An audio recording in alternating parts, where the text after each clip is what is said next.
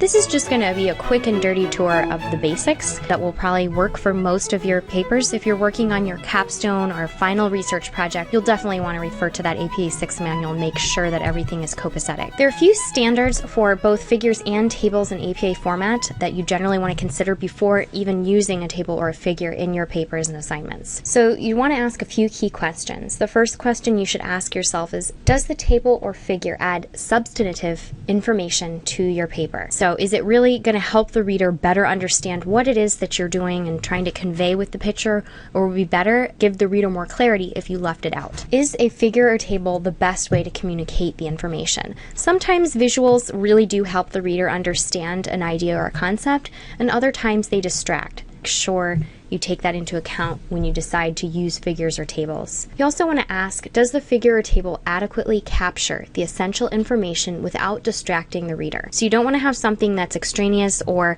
is tangential to your topic. You want to make sure that the figure adequately conveys your ideas, and then you go on in your paper to explain how the figure conveys your ideas, or the table. In the APA manual for both figures and tables, it gives checklists that you may want to refer to when you're looking at tables and figures. And it has a series of questions similar to these, but a little more specific. Definitely consider checking that out when you're working with tables and figures. Figures can include a number of different types of images or graphics. So they can include graphs, charts, maps, drawings, photographs with visual representations of information. A couple notes about formatting figures in APA 6th edition. The caption goes beneath the figure. The figure is labeled numerically. The figure number is italicized with a period. And then the caption is not in italics sentence case. If you need to more about this, you can see APA 6th edition 5.23. Following the figure and a number, include a caption phrase that is brief but descriptive. For figures, one may use sans serif font. An example would be Arial font. So now we'll take a look at an example of a figure within an APA paper. Here we've got an example of an APA formatted paper that includes a figure. The figure here was created in Microsoft PowerPoint, and it's a graphic or a visual. It has arrows and a flow process. It's clearly not a chart. There are no columns or rows. It's a figure. Below, you've got figure 1, because this is the first figure in the document, in italics, period. And then in sentence case, you have a caption that explains the figure, in sentence case ending in a period. Proper nouns are capitalized. First words after colons are capitalized.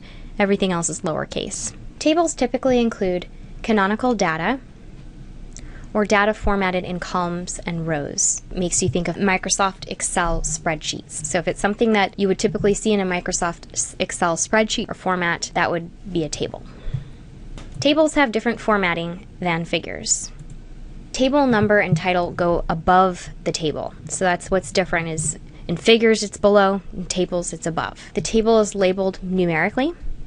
The table title is in italics, one line below the table number. The table title should be brief but descriptive with no period.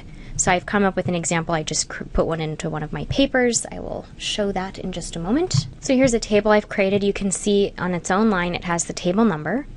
Below, it has the title of the table in italics. And then you can see the table. This is something that you typically see in an Excel spreadsheet. I actually created it in an Excel spreadsheet. I used Arial sans serif font. In APA, you may want to double check the rules on that, but from what I understand, you can use sans serif font for tables and figures. Oftentimes you'll also see a note below the table that explains anything that may not be clear. So there are a lot of rules, as I mentioned, about tables and figures, about how they're titled. You want to make sure that everything is, pretty self-explanatory. You don't want anything vague or ambiguous in your tables, any vague or ambiguous titles. It should be very clear to the reader what it is that you're trying to convey with your tables and figures.